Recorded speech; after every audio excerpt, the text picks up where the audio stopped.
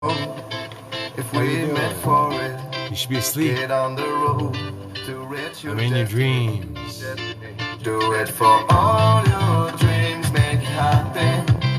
It's so amazing to watch you come alive. Do it for all your dreams, make it happen. This is so real, feel it with your love. You say hello, paradise. It's the only kind of feeling that makes you want to fly. You say hello, paradise. The only kind of feeling that makes me feel alive. I won't let you go, I won't let you fall, I won't let you know I love you. Spend time alone, chasing shadows, was on my own, feeling my demise. Yes, I was blind, and I couldn't see.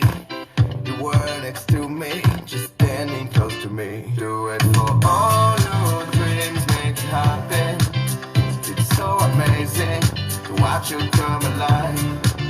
Do it for all your dreams, make it happen. This is so real, feel it with your love. What is all that crazy stuff? Hey guys, if you happen to look online ahead of time, you'll see this is about what is a Pure Salvage Outpost. And the reason I'm putting this up here is because some people still don't seem to know what it is or understand the concept of it. So I'm going to do a breakdown. So I broke it down. There's a wall back there laying on the side. There's a wall over here laying on the side. And there's a wall here laying forward.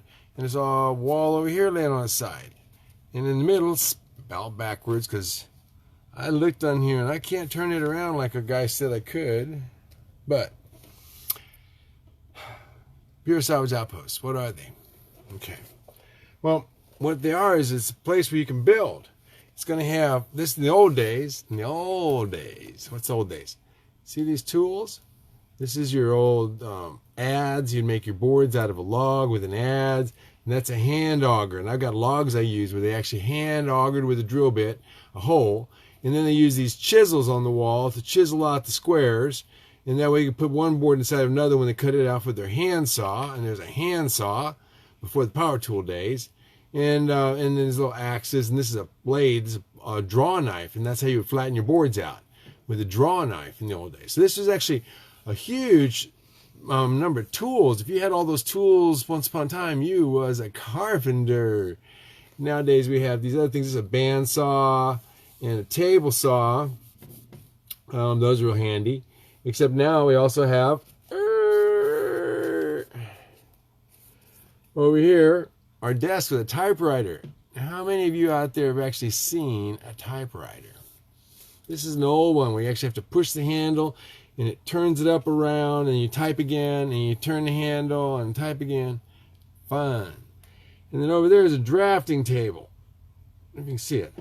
You got to have a drafting table someplace to draw in case you want to do cartoons in your little outpost. So what it amounts to is a little office area, just like the old days. That'll be on that side of the building. It's not a very big building, actually, because these are on the sides, because actually you're going to try to still be able to build some stuff in the middle of this little building. So in other words, you have a little office, you have a little drafting area on the wall, you have some pictures of the things you're going to do, and then you have your tools over there on the other side, and your saws. You don't need very many things, actually, to build tiny houses. Table saw is really handy, though. I also have on the shelf over here, I have some power tools. Yeah, I got to have those power tools. And so your windows on this side are really high because you just want wind and airflow, but you don't want to break your windows out with stuff, and you want the wall space to be able to store stuff on. So you have one high wall, and then you'll notice the other wall is not a high wall. It's actually got some glass and some windows and some entrance.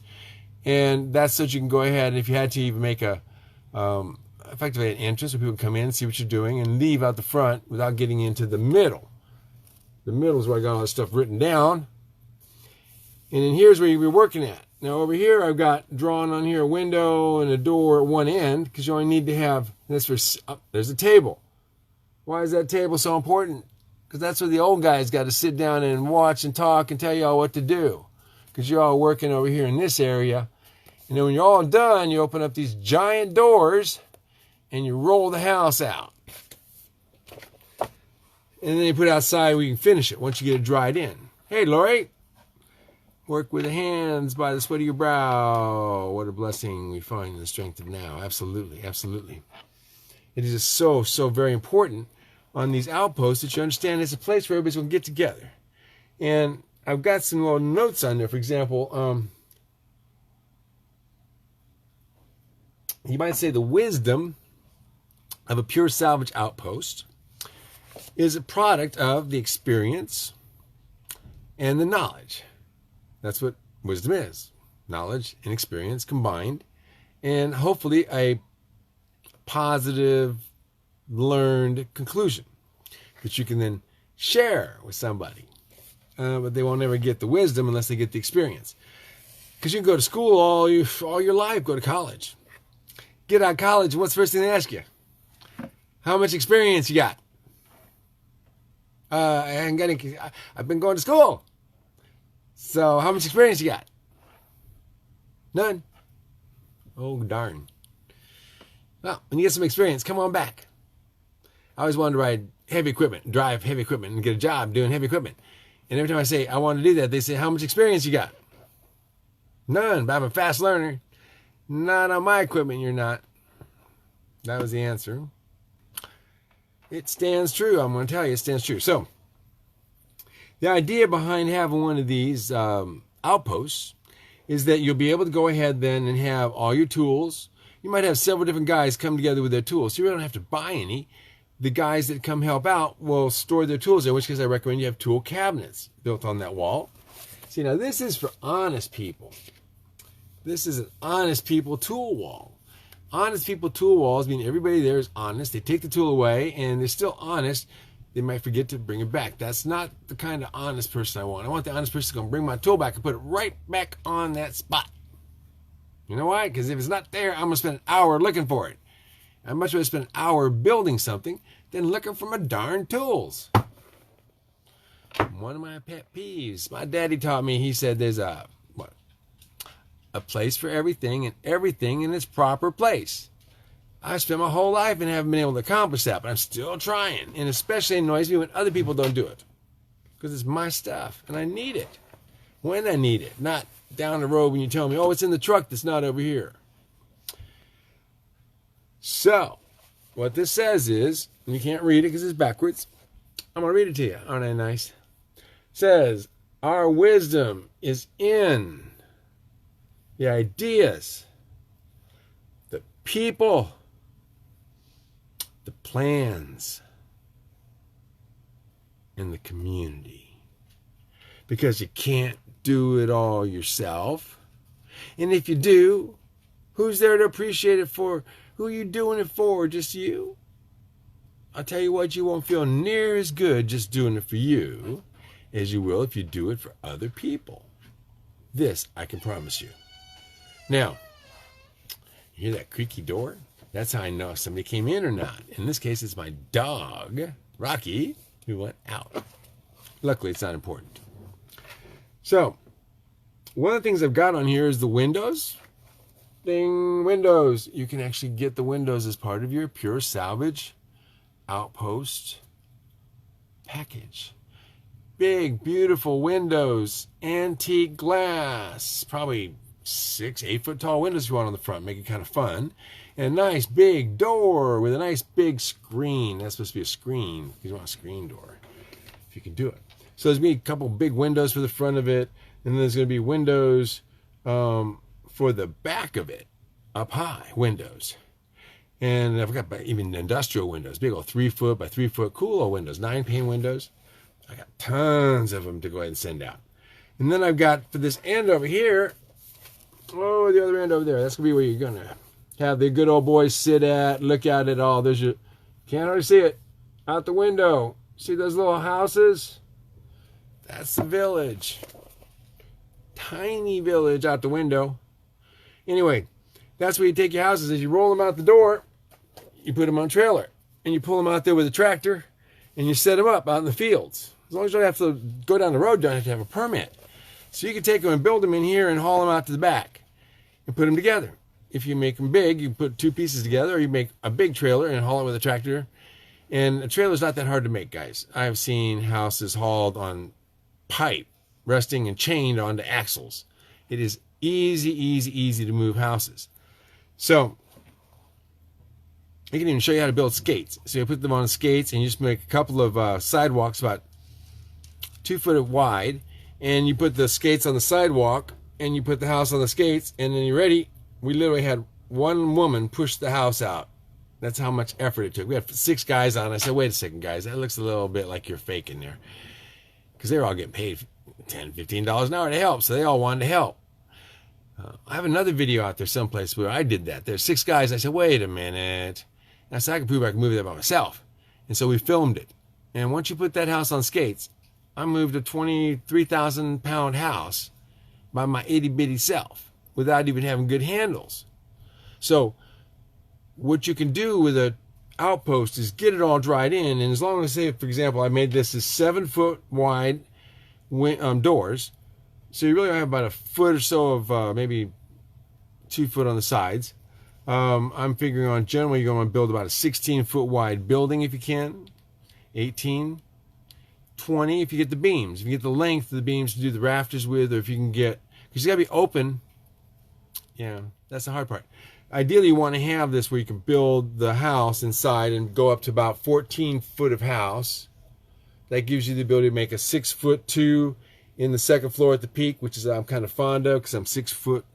6'1". Yeah, I know. I'm not as tall as I used to be. Shucks. But anyway, that aside, my bottom floor, the ceiling is generally about 6'8", 6'6" to the beam, and 7 foot to the floor upstairs. That allows you to get 2 full-size floors inside of my tiny houses instead of having that coffin loft. So the design's important. That's called Space Magic Design.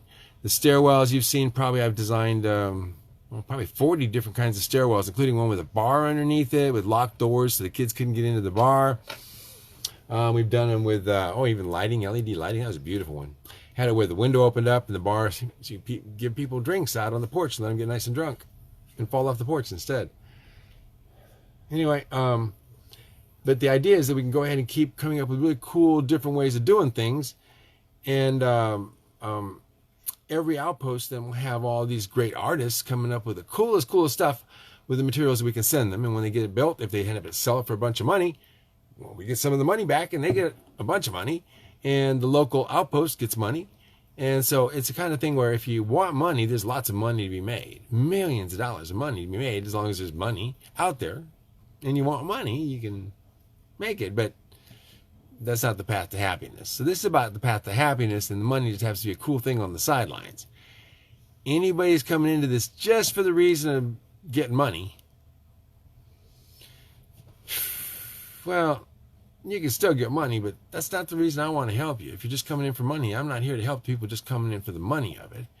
The money is necessary to pay for an ideology. It's necessary to feed people. It's necessary to help pay for all the stuff you're going to need. But I don't want to send a bunch of stuff to somebody who's just going to sell it for god-awful big fortune of profit and keep it all and say thank you very much and not pay the people that are helping them much and just treat everybody like crap. We don't want to help those kind of people. We want to help somebody who needs the help, wants to form a little community. There's Chris George and Tina and all these people that need to get linked up with somebody else. They can't do it by themselves. Because it's not easy. Even if you got the land, it's not easy to do it by yourself. If you got the money to build houses, you still got to have the land, and then you got to have land in the right place. And there's a lot of complications on that part. We have talked about that. You got to watch these videos. As hard as it is, sometimes people complain, I can't watch it. And I know, admittedly, sometimes it's bad reception on your internet. Sometimes it's just bad reception in between the ears, and they don't want to spend the time to watch and learn. I highly recommend you do. Spend some time. Watch. Learn. If you don't like what I have to say, go verify, validate it. You know, I say they don't want to let you stay in old RV parks with old RVs. Even the old RV parks, you still have to have new RVs. This is just part of the insurance and all the code that goes with having an RV park. I mean, you can actually own the RV park, but that doesn't mean you can make the rules. You have to have the city come in and make the rules for you. Unless you're way out in the country. And you have to be really far out in the country, because as soon as you start adding a bunch of people together, and you start calling it a town or a group of people together, then there's counties wanting to get in there about what are you doing with your waste, your septic systems, and all that. So the idea behind having an outpost to start with, especially if you can do it where there's already a bathroom and there's already electricity, or there's a hookup, because this is going to be like your main house. So you could have a lot of tiny houses out there that don't have bathrooms in them, but if your main place up here right next to your outpost, you decide to go ahead and add a kitchen with a bathroom and showers, that's a good place to put it. Up near the road, maybe, where the septic and the water are available, but not in the back of the property. On the properties that we have access to utilities in the front, and the quandary is, where do we put them all? If we put them in the front, they're too close to the highway, or they're too close to the road or something. So you want to put them in the back. So the outpost is to give you the front facility where the power is and everything, and then you can be selling stuff. It's up near the road where you're going to have traffic to sell your wares if you're artists making furniture and stuff like that. So you want to have the utilities and everything you possibly have up at the front, and carry as little of it back, because it's $10,000 for that. Yeah, $10,000 for the transformer to get you about 300 foot back into a field, using poles, telephone poles. Depending on where you're at, they can cost you $1,000 or $2,000 a piece. And so you're looking at $10,000 to get 350 yards back into your property. That's a long ways. That's 1,000 feet, but it's still $10,000. You have to get the other transformer at that point. So if you put your outpost way back there, you got to have that transformer there to make sure that when the power gets back there, the transformers, and this is only for 110. If you do 220, it's even more expensive, because you got to have two transformers back there. One makes the one phase, and the other one makes the other phase, so that you get 220. So you can work the 60 on a. If you don't know about electricity, this is not a good time to teach you. But the point is, you can run most of your tools on 110 volts. So if you want to put your outpost way back 1,000 foot off the road, and you can get or you already have a big transformer back there, then you can put your outpost in the back. Otherwise, these outposts have to go up near the front where the power is closest, where there's a transformer within, I'd say generally about 200 or 300 feet or yards. You get to yards and you start losing too much current, and that causes your power tools to burn out faster. Electronics go haywire. If you're running long distance, 300 or 400 yards out to where your supply is, and you got your radio hooked up and you're trying to charge your phones and all that stuff, and you got your laptop on there, there's a good chance you're going to fry them all. It's going to create so much static and run the voltage so low. Low voltage will burn out your electronics. It will cause major problems in your tools, and all these people want to run their tools on generators, like an outpost. Oh, I want to run it on a generator. Yeah, a generator creates an artificial AC current, alternating current. And it is, if it's a cheap alternating current conversion system, it has too many spikes in it, and it will chew up your AC power tools. Your corded power tools are supposed to run on AC electricity, alternating current. So if you run them on DC current and they're not a battery, battery is great. It runs on direct charge off those lithium batteries you charge up. But when you do a generator, it creates a DC direct current and then converts it to an alternating current for the purposes of running tools and fooling the tool into thinking it's something it's not. It wears the tool out much faster, especially if you run over long distance, over thin cords. Because again, it's DC current. It doesn't like to run over long distances. Direct current runs short distances very well. Long distances, nah. That's why they came up with alternating current to run it down the wires. So, for Morgan's sake, because he owned all the coppers, they didn't want Tesla to succeed in giving us electricity through the air because he couldn't charge for wire. That's stupid if you want to make a bunch of money off a bunch of fools. You don't give them electricity for free where you can't meter it.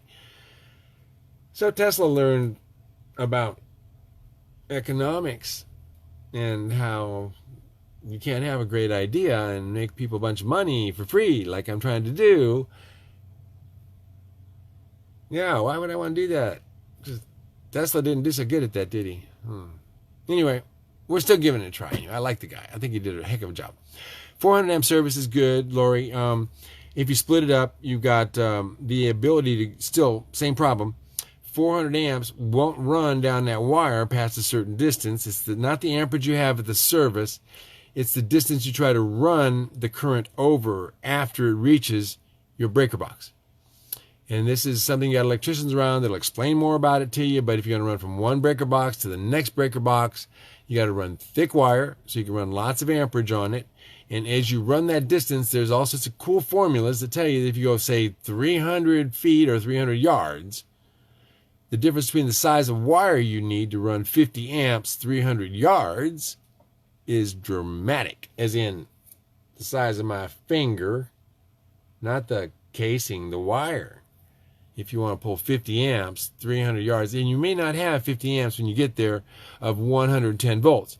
You may have 90 volts, 95 volts, 100 volts, and a lot of things will run on that voltage. But electronics, whoa. Computers, no. Anything with sensitive electronics, you cannot run low voltage, and you're not a good idea to convert DC to AC and then run power tools on the same thing, because it creates a real heavy static. And if you turn it on, it runs the voltage super low, and it will trash any other electronics. In fact, my battery chargers were on the same line, and even that causes me problems. My AC is on there, plugged to real AC, but it's plugged to the line, and as the current goes low, it's blowing out my battery chargers on my DeWalt's at $60 a pop.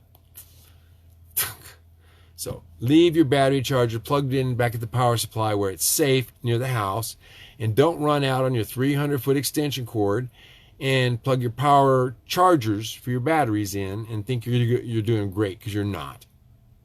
You're not. Well, if you like buying new battery chargers, you're doing okay, but the expensive ones are $120 for a good battery charger that has the fans on it. Will hyperspeed charge a DeWalt 60 amp, 20 amp special battery, or the 5 amp per hour, which is the ones I like to run, the big ones, instead of those little 1 amp hour, because that's not much power. You're going to burn out your batteries quickly and gripe and get pissed off because it won't drive your screws in. Okay.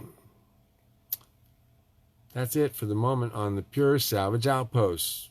I didn't think there would be a lot of people there. Thank you, Lori. I'm glad y'all up here. You're supposed to be asleep. It's supposed to be in your dreams.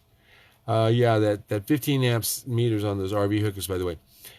Oh, good. You got somebody on board, this electrician. Wonderful, man. That is super good, Lori. I was trained back in the days of the Army.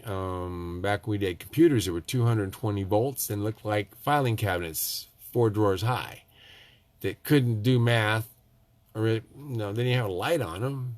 They were stupid big computers, crypto computers. We made crypto code with them.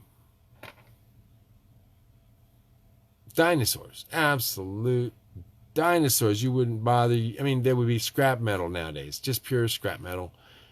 Anyway, okay. Lori's got a bunch of stuff going on, about ready to go ahead and have a bunch of people come out there, and we've got another group in Houston. We got another group of Essenes that are going to be opening up in the Hill Country. I think we'll be helping them out, it looks like. We've got there's Mike Davis is looking at some property, it looks like. Chris up there, I don't know if he needs much stuff. He's so far north, but Chris George has got some people coming together that I know I'm working with. So maybe if they get up there, then we'll send materials up for them to help him out and be part of his community. Y'all take a good night, and we'll get together again tomorrow maybe. It's getting crazy outside. Volcanoes, earthquakes, pay attention. Be ready. Have your little prepared getaway bag handy if you need it. I don't know where I'd run to. I want to stay here. I'll check out. If I can't be here, I'll just check out. See you later.